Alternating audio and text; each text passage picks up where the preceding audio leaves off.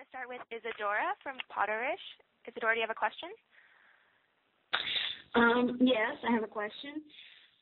Did you compose the soundtrack for Part 2 as a follow-up for Part 1, or were they separate things? Hello, Isadora.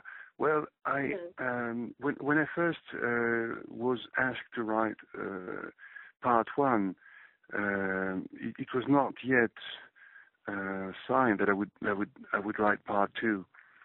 So unfortunately, I could not write thinking of the two episodes at the same time.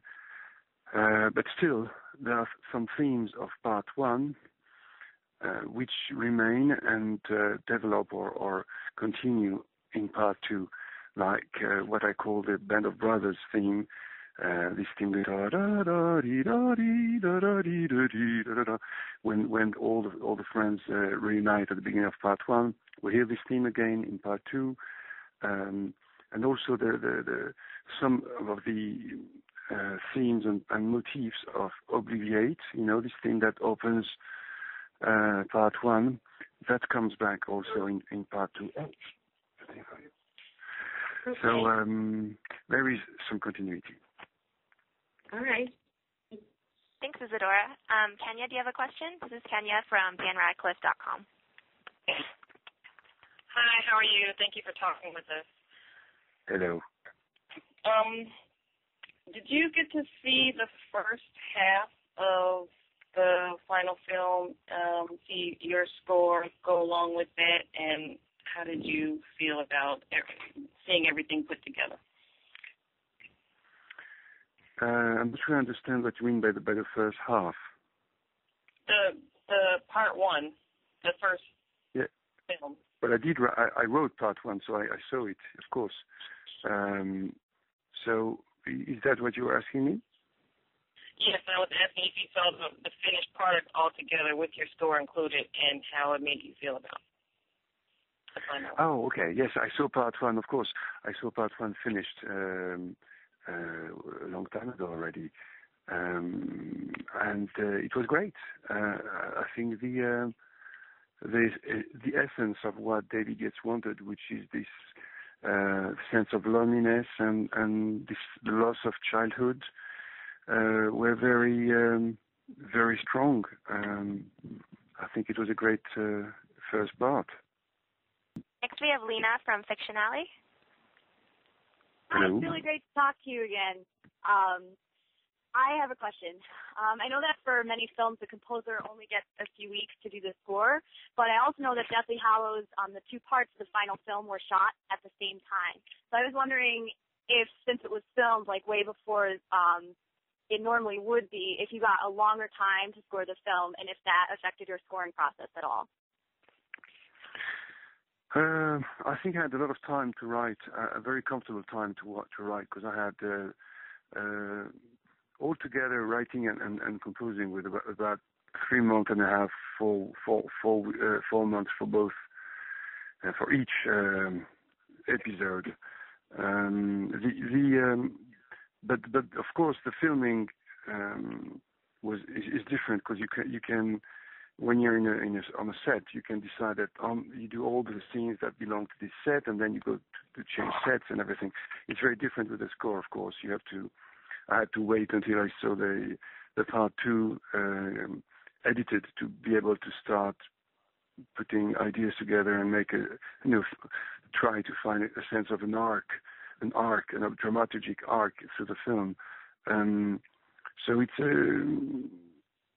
time was enough. It was a hard work for many months, but very inspiring work. Thank you.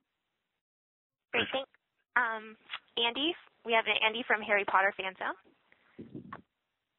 Hi, my question's sort of on similar lines. I was wondering, when composing the score for the film, did you find that the writing stage was a long and drawn-out process, or the majority of the ideas come to you sort of fully formed in like short bursts?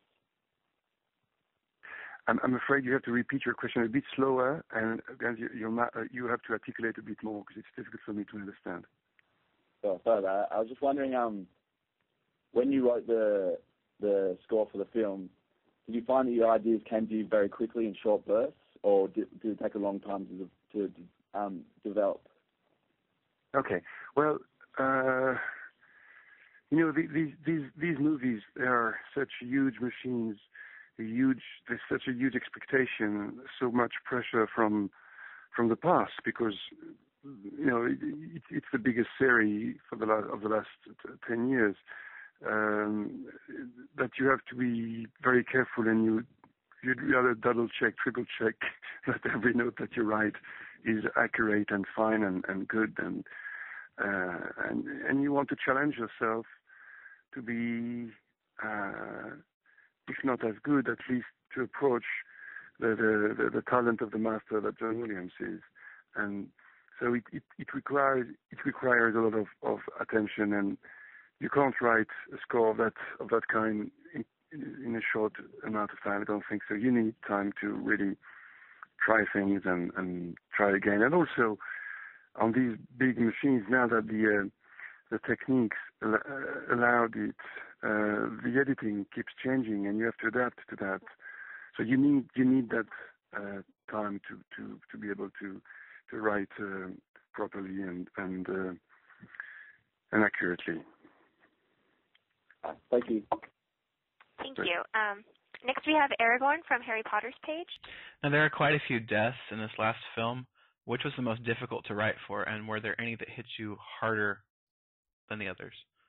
Yes, well, how do I approach it?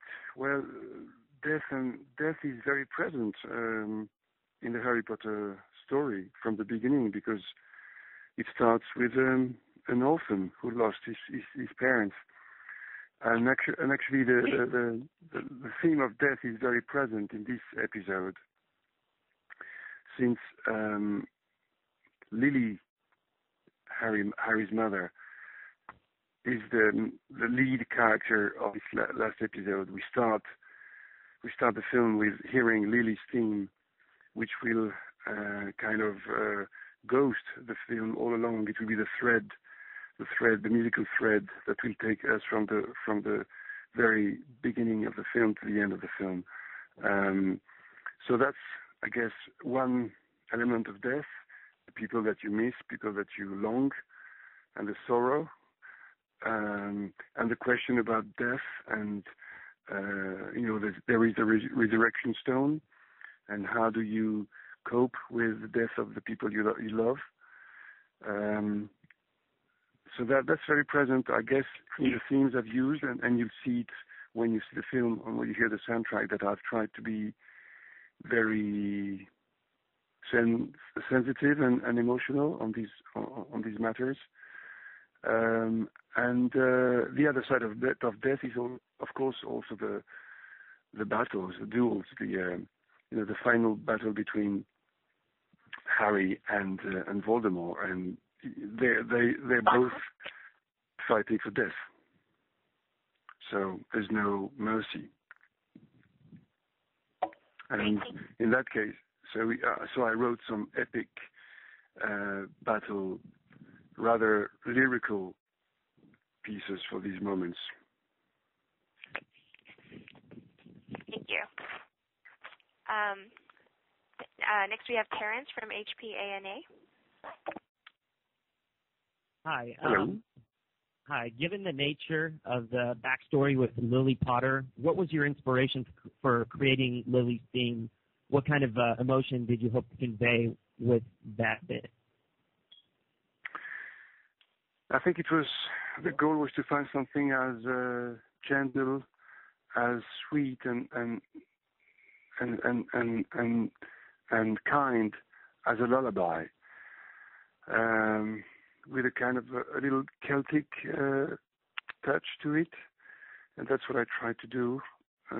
It's a very simple melody that anyone can hum, a child or an adult, and we found this incredible singer, Mai, who has a very pure voice, very pure, very